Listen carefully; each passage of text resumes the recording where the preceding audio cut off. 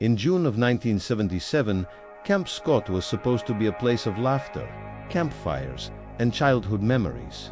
Instead, it became the site of one of the most disturbing unsolved crimes in American history. 3 young girls, Lori Farmer, Michelle Guse, and Doris Milner, arrived at the Girl Scout camp in eastern Oklahoma for a week they had been eagerly awaiting. It was their first night away from home. Before dawn, everything changed. The girls were found murdered inside their tent. The case would haunt investigators, families, and an entire nation for decades. Camp Scott was located near Locust Grove, Oklahoma, surrounded by dense woods. On the night of June 12th, counselors noticed something unusual. A threatening note had been found days earlier, warning that 3 girls would be killed. At the time, it was dismissed as a cruel prank. No extra security was added. No one imagined the note would become a prophecy. In the early hours of June 13th, counselors heard strange noises coming from the woods.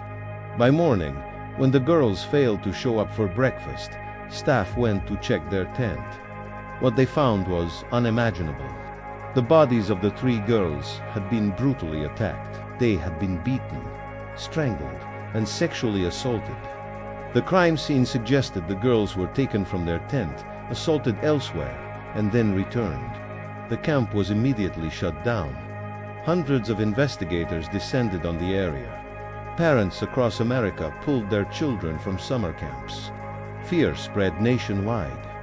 Investigators quickly focused on a local man named Gene Leroy Hart. Hart was a convicted rapist who had previously escaped from prison. He was familiar with the camp area and had once been accused of attacking women nearby. Evidence seemed to point toward him. A footprint near the crime scene matched his shoe size. A flashlight and duct tape similar to items he owned were found. Yet the case was far from airtight. Hart was captured in 1978 and put on trial. The prosecution argued he acted alone. The defense highlighted missing physical evidence and questioned the investigation's integrity. Before we continue, help the channel, subscribe and leave your like. In 1979, after a highly publicized trial, Gene Leroy Hart was found not guilty. The verdict shocked the public.